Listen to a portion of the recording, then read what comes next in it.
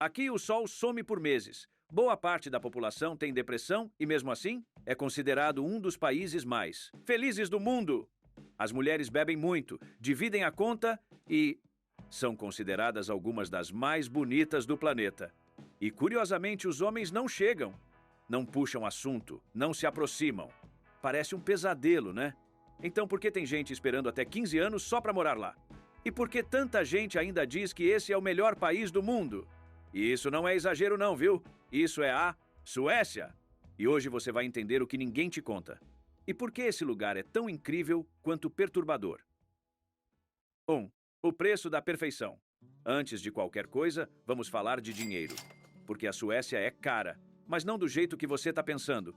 É cara do jeito que faz você entrar num supermercado, pegar um pacote de macarrão, olhar o preço e ficar parado no corredor por 30 segundos com aquela cara de pessoa que entrou no lugar errado.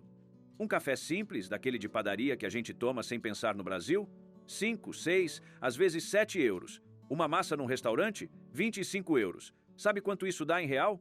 Vai lá calcular. Eu espero. Voltou? Então, é isso. E o engraçado é que os próprios suecos reclamam disso.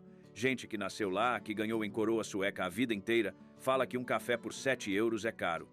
Imagina quem chegou do Brasil, de Ucrânia, de qualquer lugar do mundo, e tentou fazer a conversão na cabeça no primeiro dia. Uma mulher que conheci aqui me contou que chegou com uns 1.000 euros no bolso. Achou que ia durar uns dias, e no primeiro dia já tinha gasto 800. Pagou o aluguel, comprou passe de ônibus, comprou comida. Isso foi tudo. 1.000 euros. Um dia. Acabou. Mas espera, porque ainda tem os impostos. A Suécia tem uma das cargas tributárias mais altas do mundo. O imposto de renda pode chegar a 60% da renda. 60%.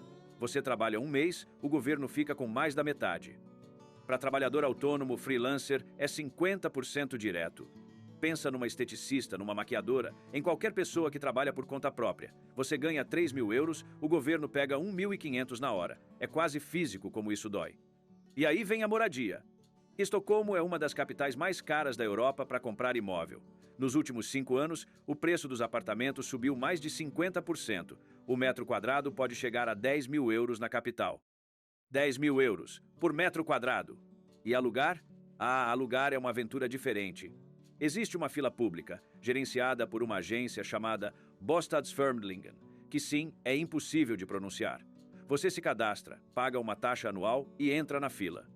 A fila de Estocolmo tem pessoas esperando há 15 anos. 15 anos numa lista de espera para conseguir um apartamento alugado.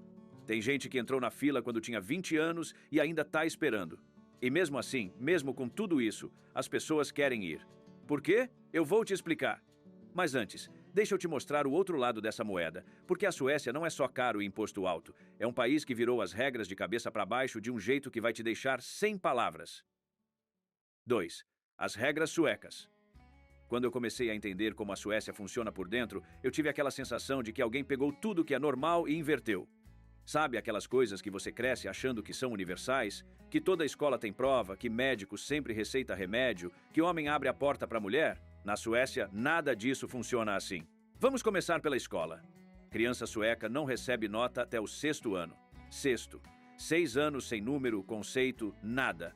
O professor não pode nem obrigar o aluno a fazer uma tarefa se ele não quiser. Se a criança no meio de uma atividade olha para o professor e fala não quero, o professor não pode forçar, psicologicamente ou fisicamente. O material escolar é gratuito. A alimentação é gratuita. Não tem uniforme. O dever de casa existe, mas é raro, porque o tempo em casa é sagrado, é para ficar com a família ou fazer o que quiser. A ideia é que criança não é um adulto em miniatura que precisa ser pressionada. É um indivíduo que precisa se desenvolver no ritmo dela. Eu sei que você está pensando, mas aí todo mundo cresce sem saber nada. E eu te entendo, mas os índices de educação da Suécia estão entre os melhores do mundo. Então, aparentemente, a coisa funciona. Agora vai para a parte adulta. Você está trabalhando, começa a se sentir mal. No Brasil, você sabe como funciona. Vai no médico, paga consulta, pega atestado, leva para a empresa. Na Suécia, você liga para o seu chefe e fala que não está bem. Pode ficar em casa por 2 semanas sem apresentar nenhum documento, nenhum, só a palavra. E olha, se você ficar estressado com algum projeto no trabalho, a ponto de não conseguir mais, isso é suficiente para ficar em casa. Saúde mental conta como atestado lá, viu? E por falar em família, a licença parental sueca é uma das mais generosas do planeta. 480 dias de licença remunerada para um casal quando nasce um filho. O Estado ainda paga um bônus se pai e mãe dividirem o período de forma igual, porque eles incentivam ativamente a igualdade de gênero. É normal ver homem de 40 anos empurrando o carrinho de bebê no meio do dia de semana. Não é folga, é licença paternidade, institucionalizada, respeitada. E falando em igualdade de gênero, a Suécia leva isso a sério de um jeito que beira o filosófico. Não existe tarefa masculina ou feminina. Cozinhar não é coisa de mulher. Pregar prego não é coisa de homem. As crianças crescem sabendo fazer tudo, e aí levam isso para o trabalho, para o esporte, para a vida toda. Não tem nem divisão no futebol da criançada. Menino e menina jogando junto. Agora tem um conceito sueco que você precisa conhecer. Chama lagom. Lagom não tem tradução exata, mas a ideia é o suficiente, não muito, não pouco, o justo, o equilibrado. É uma filosofia de vida. Você não pede mais comida do que vai comer. Você não compra mais do que precisa. Você não grita mais alto do que necessário. Você não toma mais do que a sua parte. Teve uma cena que eu achei perfeita para explicar isso. Imagina um grupo de pessoas sentadas numa mesa com uma jarra de água no centro. Cada um pega a quantidade que precisa, pensando que os outros também vão precisar. Ninguém enche o copo até a borda. Ninguém deixa a jarra vazia. É esse o espírito. E aí tem o fika. Fika é a pausa do café. Parece simples, mas não é. Na Suécia, o fika é sagrado. 2 vezes por dia no trabalho, você para, vai até a copa, toma um café, come um bolinho de canela ou cardamomo e conversa com os colegas. Sobre o fim de semana, sobre o tempo, sobre qualquer coisa leve. Você pode ter 10 reuniões no dia. Você não cancela o fika. É a tradição mais respeitada da cultura de trabalho sueca e os próprios suecos comparam com a siesta espanhola. Tá no DNA. Agora, deixa eu falar da parte que todo mundo quer saber. Principalmente você que chegou até aqui, os relacionamentos. Uma moça que foi para a Suécia falou uma coisa que eu não esqueço mais. Os homens suecos são como um caixa eletrônico lindo, cheio de dinheiro, mas você não tem cartão e não tem a senha. É que o homem sueco não aborda, não chega, não flerta na rua. Se uma mulher bonita passa na calçada, ele olha para frente. Não é falta de interesse, é respeito ao espaço pessoal levado a nível clínico. E sabe como eles fazem? Os suecos se conhecem pelo Tinder ou em aulas de salsa. Fora disso, dificilmente alguém vai se aproximar de você numa rua, num bar, num café. E quando chegam, chegam com muito cuidado. Teve um cara que num clube se aproximou de uma mulher e falou: "Eu não quero te incomodar, estou aqui ao lado. Se você quiser conversar, pode vir." Respeitoso demais ou sem graça demais? Depende de onde você veio. O que não muda é o seguinte: a conta no restaurante? Racha, igual, sempre. Elas vão ao encontro com você e fazem questão de pagar a sua parte.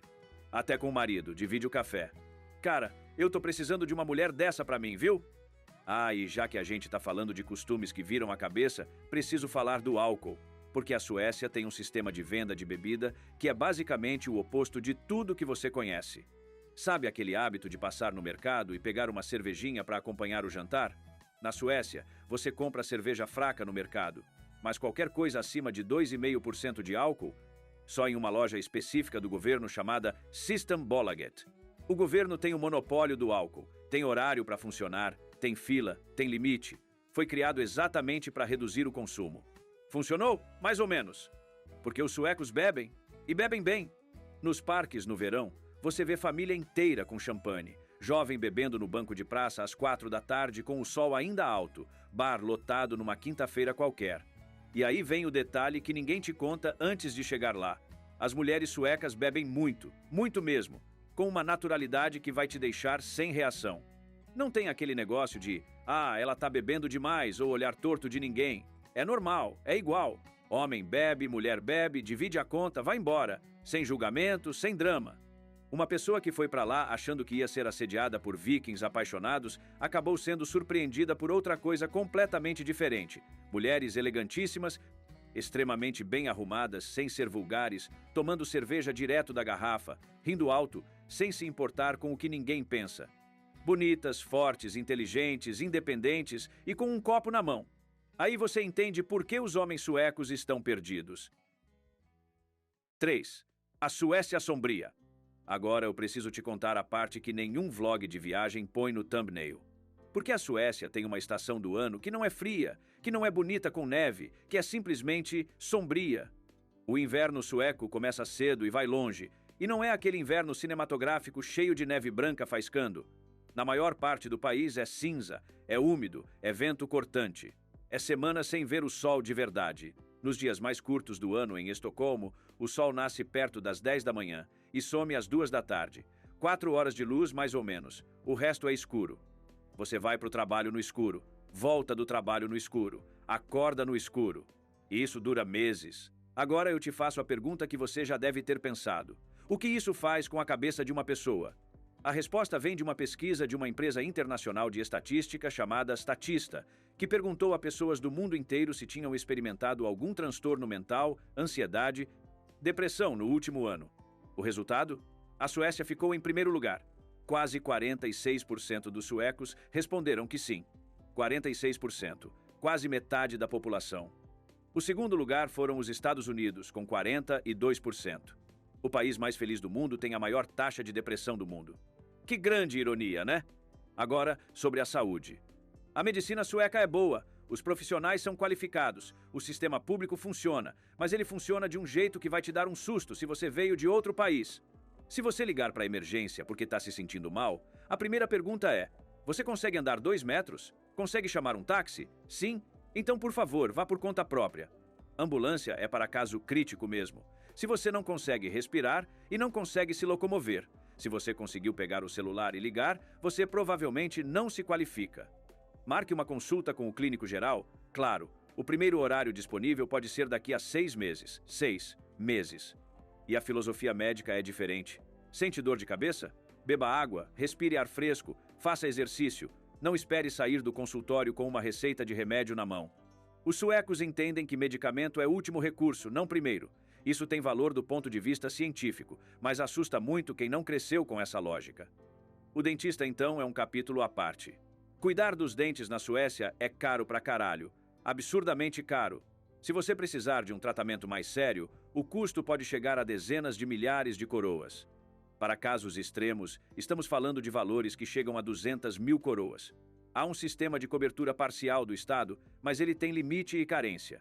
E por isso você vê muitos aposentados suecos com dentes lindos, perfeitos, brancos, porque quando chegaram numa certa faixa etária, o Estado cobriu a maior parte do custo dos implantes. Parece brincadeira, né? Mas não é. Mas, de novo, mesmo com tudo isso, o escuro, o médico inacessível, o dentista caro, as pessoas que foram para lá, a maioria ficou. E diz que se sente bem. Por quê? Porque tem algo que o dinheiro não compra e que lá existe com uma raridade que poucas cidades do mundo conseguem. Segurança, silêncio, a sensação de que nada vai te acontecer enquanto você caminha na rua. Mas essa segurança não é total, e é isso que eu preciso te mostrar agora. 4. O que vlogs bonitos não mostram. A Suécia tem uma história de generosidade com imigrantes que é longa e real. Durante a Segunda Guerra Mundial, sendo um país neutro, a Suécia não foi destruída. A economia continuou crescendo e o país precisava de mão de obra. Então abriu as portas, primeiro para países escandinavos, depois para Itália, Grécia, Iugoslávia, Turquia e depois para refugiados do Oriente Médio e da África. Hoje, mais de 2 milhões de pessoas que vivem na Suécia são imigrantes. Isso representa cerca de 20% da população total do país. E por décadas, a política foi: quanto mais pessoas precisando, mais você entra. Não tinha muita avaliação de integração, não tinha exigência de idioma, não tinha limite claro de capacidade. Era generosidade sem planejamento. E aí começou o problema. Era de se esperar, né? Porque uma parte significativa das pessoas que chegaram, não todas, mas uma parte relevante, não tinha interesse em se integrar à sociedade sueca. Não queria aprender o idioma, não queria trabalhar, porque o sistema de benefícios sociais é tão generoso que dava para viver sem trabalhar. Quanto mais filhos, maior o subsídio. Moradia assistida, sem fila de espera. O Estado pagava tudo. Assim fica fácil para criar vagabundo. E aí, nos arredores das grandes cidades, Estocolmo, Gotemburgo, Malmö, começaram a se formar bairros onde 95% dos moradores são imigrantes recentes. Os suecos nativos que podiam pagar foram saindo, porque nesses bairros a lei do Estado sueco começa a competir com outras regras. Se é que você me entende? Tráfico de drogas a céu aberto. A polícia sueca, num dos países mais pacíficos da Europa, começou a evitar entrar nessas regiões sem reforço. Uma pessoa que vive há anos em Estocolmo contou o seguinte: pegava o metrô todo dia e, a partir de certas estações, 90% das pessoas no vagão não eram descendentes de suecos. E alguns desses bairros viraram território disputado por gangues. O resultado? A Suécia, que orgulhava de ser um país sem violência organizada, aparece hoje no top 5 da Europa em crime organizado. Já imaginou isso? Isso é um dado real. Não é opinião, não é xenofobia. É uma consequência de uma política migratória que foi generosa demais e despreparada demais ao mesmo tempo. E o paradoxo é amargo: o país que mais acolheu é o que agora tenta controlar mais. Nos últimos anos, os governos suecos começaram a implementar exigências que antes não existiam.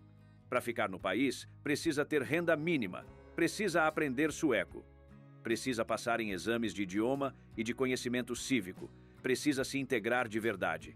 É tarde? Talvez, mas a mudança está acontecendo. E tem um detalhe que eu acho que resume bem a tensão do momento. Os ucranianos que chegaram após 2022 ganharam transporte público gratuito em partes do país.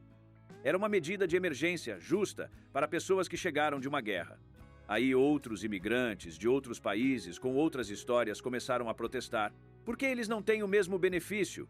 Por que o ucraniano pode e eu não posso? A resposta do governo foi pragmática. Cortou o benefício dos ucranianos também. Igualdade pela falta, não pelo excesso. Justo? Errado? Difícil? Sim, tudo isso ao mesmo tempo. E é isso que faz a Suécia ser fascinante e perturbadora. Ela tenta ser boa demais. E o mundo real não respeita muito quem tenta ser bonzinho. Não seja bonzinho, seja justo. Mas calma, porque antes de você ir embora achando que a Suécia é um caos, eu preciso te mostrar por que tanta gente sai de lá querendo voltar. 5. Vale a pena morar na Suécia? Deixa eu te contar uma coisa que uma mulher disse depois de 2 anos vivendo lá. Ela falou assim: aqui é como um paraíso para mim. E os suecos ficam me olhando com aquela cara de que exagero. Eles estão tão acostumados que não conseguem mais enxergar o quão bom é aqui. E isso é real. Porque quando você para e olha para a Suécia de fora, com os olhos de quem cresceu num lugar onde você não pode beber a água da torneira, onde o ar da cidade pesa no peito, onde você pensa antes de andar na rua de madrugada, a Suécia é absurdamente boa. A água da torneira é limpa, literalmente potável. Você abre a torneira e bebe, sem filtro, sem preocupação. 69% do território do país são florestas. 69%. O ar é outro. Você desce do avião e já percebe. Pessoas relatam que a primeira respiração em território sueco é diferente. O pulmão nota. A segurança fora dos bairros problemáticos é real e consistente. Uma pessoa falou que depois de 1 ano morando lá, quando voltou para o país de origem, sentiu algo que não sabia que tinha perdido. A tensão constante que você carrega no corpo quando vive num lugar menos seguro. Aquela vigilância de fundo. Na Suécia, ela tinha sumido, sem perceber. O respeito é estrutural. No trânsito, as pessoas param. No trabalho, ninguém te trata diferente por você ganhar menos ou dirigir um carro mais simples. A hierarquia existe, mas não é usada como instrumento de humilhação. O chefe vai ao trabalho e trabalha junto. Fica até mais tarde que você. Não manda, colabora. E tem os benefícios que você só percebe quando precisa. Aqueles 480 dias de licença parental, a cobertura do governo para tratamento dentário acima de certo valor, a escola gratuita com material incluso, a universidade pública sem mensalidade. A Suécia também é líder mundial em reciclagem. Quase 100% do lixo é reaproveitado, como energia, biocombustível, material reciclado. O país recicla tanto que faz importação de lixo, isso mesmo. A Suécia compra o lixo da Finlândia para não ficar sem matéria-prima para suas usinas de reciclagem. Compra lixo de outro país para reciclar. Mas voltando à pergunta, vale a pena ir? Depende de você. E eu digo isso sem ironia. Se você precisa de sol, de agitação, de interação social constante, de abraço de desconhecido, de falar em voz alta sem sentir que perturbou alguém, vai ser difícil. Você vai se sentir invisível. Vai sentir falta de coisas que você nem sabia que eram suas.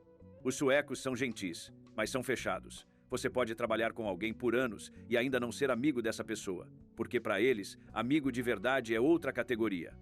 É quem te liga às 3 da manhã e você atende. Colega de trabalho é colega de trabalho, não passa disso. E o inverno vai cobrar um preço emocional. Isso é quase certo. Agora, Se você é do tipo que valoriza privacidade, silêncio, natureza, organização, respeito pelo seu espaço, um estado que funciona de verdade, você vai entender por que as pessoas fazem fila por 15 anos para entrar. Uma mulher que pontuou o país de 1 a 10 em vários critérios deu 10 para confiança no futuro. 10. Ela não sabia se ia crescer na carreira, se ia ganhar mais, se ia ter mais conforto, mas sabia que o país não ia desabar, que as regras iam continuar fazendo sentido amanhã, que o Estado ia continuar funcionando. Sabe quanto isso vale para quem cresceu num lugar onde isso é incerto? Tudo!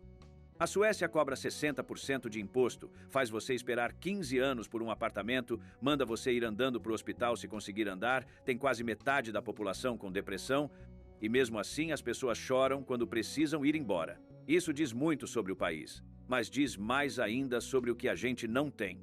Comenta aqui embaixo. Suécia, se você ficou até o fim e sobreviveu a todas as informações. E me responde uma coisa, que eu tô curioso para saber.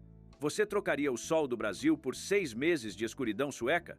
Ah, e não deixe de conferir esse vídeo sobre a vida noturna de lá. Clica aí e confere. Valeu, galera, e até mais.